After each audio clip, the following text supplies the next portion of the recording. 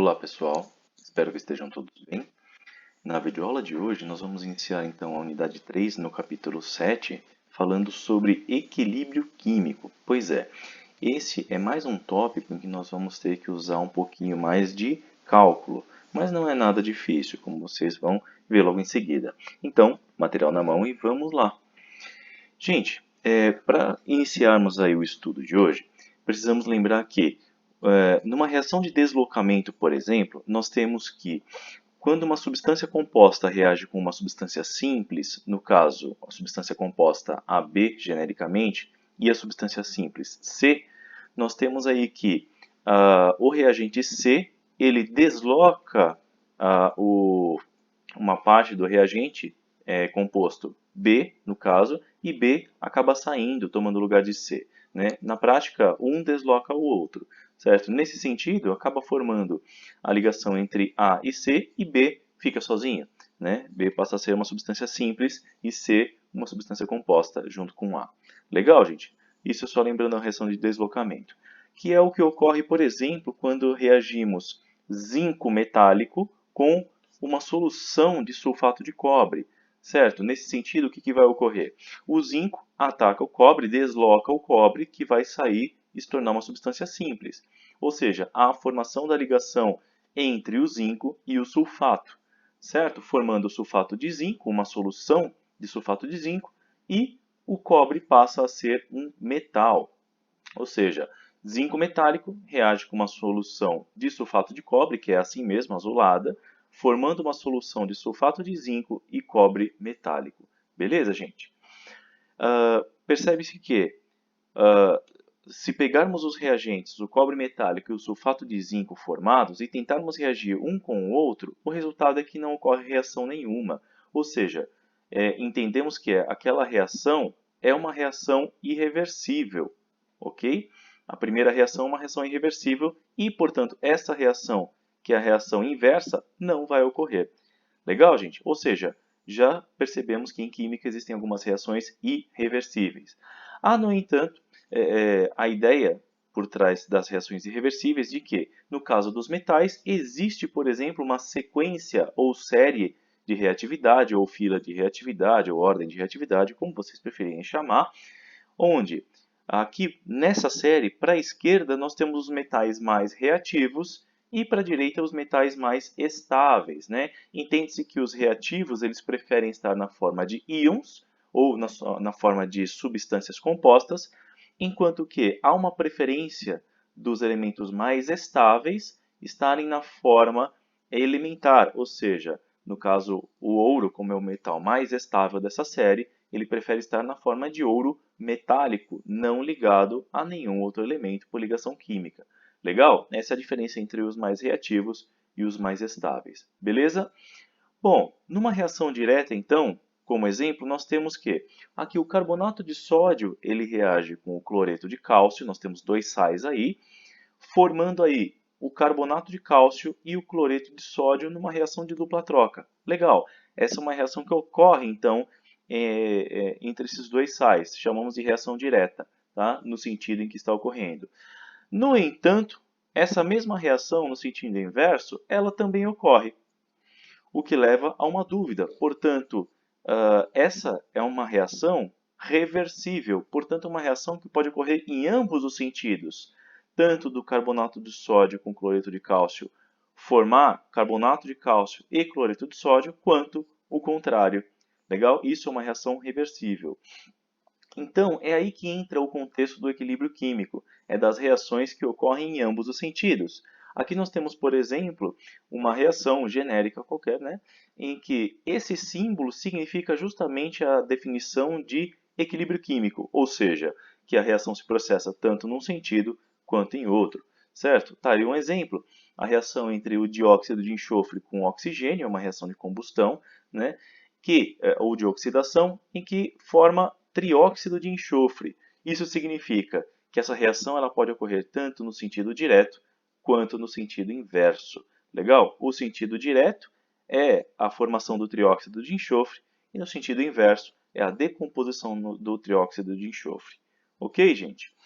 Bom, considerando ainda essa reação como exemplo, nós podemos assumir que quando os reagentes eles estão participando da reação química, os reagentes são consumidos, ou seja, eles vão deixando de existir para a formação dos produtos. Esses, por sua vez, são formados, ou seja, são produzidos.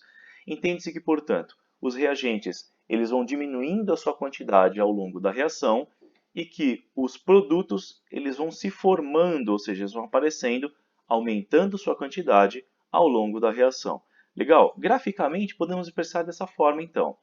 Nós temos aqui, para essa mesma reação, que a quantidade inicial do gás dióxido de enxofre, percebemos que a sua quantidade vai diminuindo ao longo da reação, tá certo? O mesmo acontece com a quantidade inicial de oxigênio, que vai diminuindo a sua quantidade ao longo da reação.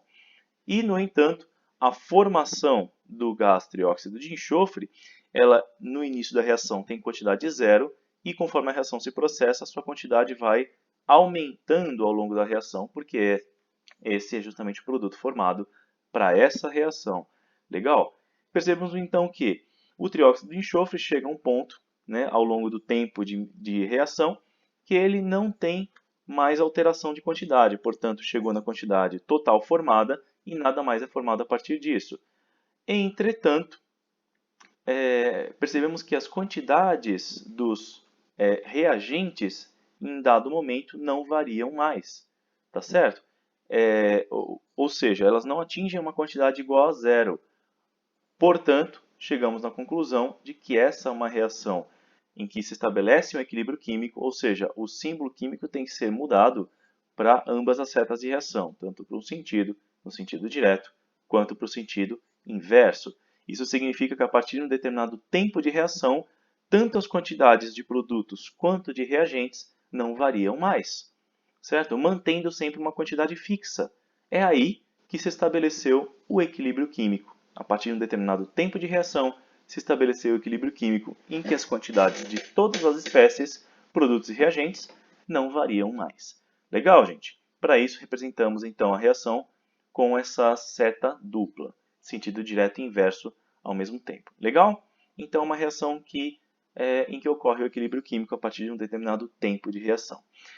Ou seja, o conceito de equilíbrio químico ele significa que, em termos de cinética, ou seja, em termos de velocidade de reação, sabe-se que no equilíbrio químico, a partir do momento, do tempo em que se estabelece o equilíbrio químico, né, é um equilíbrio dinâmico, né, em que a reação ela se processa no sentido direto e no inverso ao mesmo tempo. Tá? Em termos de cinética, significa que a velocidade ou a rapidez da reação direta é igual à velocidade na reação inversa. Tá? Então, fazendo a razão entre a velocidade direta e a inversa, obtemos no equilíbrio químico uma constante que não pode ser outro valor senão o valor 1. Pois é, se as velocidades são iguais, uma dividida pela outra, as velocidades resultam numa razão de 1. Legal, gente? Isso é a definição de equilíbrio químico dentro do contexto da cinética química, da velocidade de reação química. Legal? E, portanto, o conceito de reação irreversível, como nós vimos lá no começo, significa que é uma reação que ocorre somente em um sentido, no sentido direto. Legal, gente? Até que, no caso, todos os reagentes sejam completamente consumidos, ou seja, deixam de existir. Não ocorre, então, um equilíbrio químico.